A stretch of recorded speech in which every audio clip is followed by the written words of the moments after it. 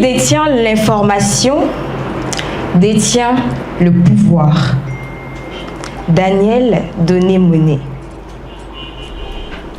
Chers membres du jury, orateurs et oratrices, cher public, bonjour. Dans un monde où tout se publie, les seules choses précieuses qui restent sont celles qui ne se publient pas. Les réseaux sociaux ne sont plus un simple outil, ils sont devenus un espace de vie commun. On y naît grâce à un premier post, on y existe grâce à un pouce bleu, un cœur rouge ou des mains qui applaudissent pour certains.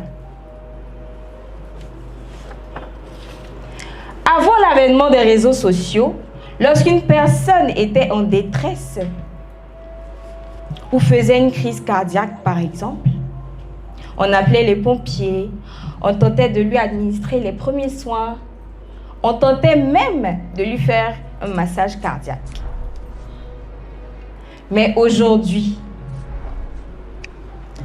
dans le même contexte, les mêmes acteurs,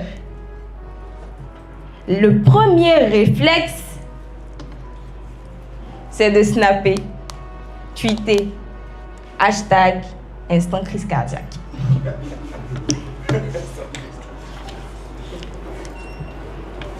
Oui, les réseaux sociaux sont nos mégaphones, car il n'a jamais été aussi facile et rapide de montrer au monde entier notre vie privée, ou du moins ce qu'on choisit de montrer.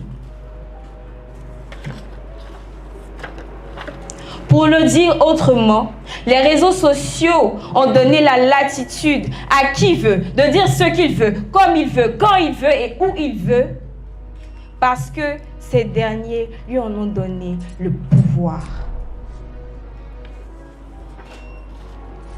Mais un mégaphone amplifie tout, le bon comme le mauvais, la réalité comme l'illusion.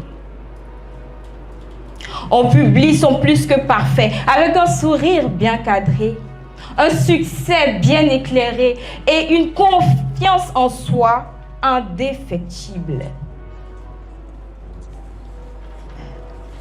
Mais derrière tout cela se cache la réalité, la vie, la vraie.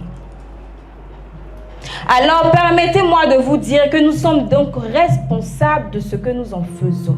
Et quand je parle de responsables, je ne cherche pas de coupables, mais des gens capables de voir que la vraie sagesse, c'est de les utiliser à bon escient.